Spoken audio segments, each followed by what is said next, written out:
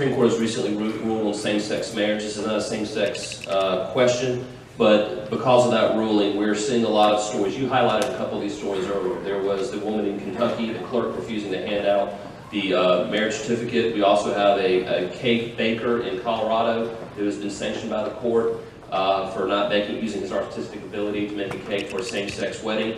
Many have likened this generation's issue of same-sex marriage to the 1960s civil rights movement.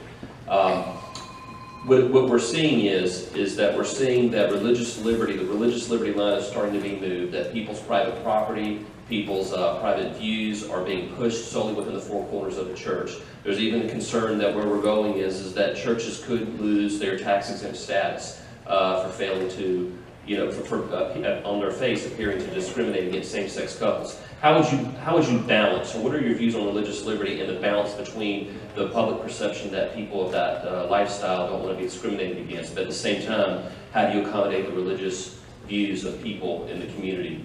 How would you support that as President of the United States? We need to remember that the fundamental foundation of all our liberties is religious liberty. It's intentionally listed first in the Bill of Rights. First thing they listed, the ability to have the freedom of religion. Why? Because if the government can restrict what you believe, then the government can certainly restrict what you say, where you go, who you meet with, what you publish, the way you defend yourself, and every other freedom you have. It all first starts with your ability, your fundamental right to believe as you wish. And that's why I believe it's listed first.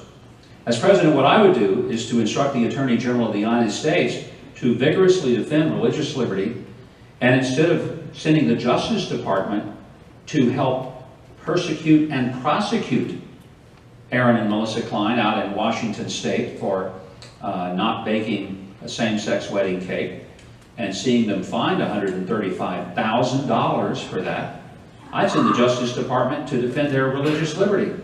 I would send the Justice Department everywhere religious liberty is being trampled, because it is a fundamental, clearly expressed, explicit constitutional right.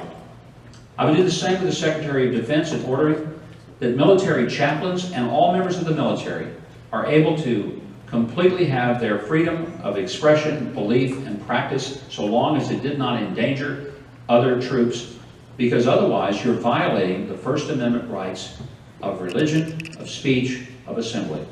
And when the government begins dictating that it's okay for you to believe, but only so much, and the government detects and describes what so much means, then now we truly do have a tyranny. And that is what our country was started to stop.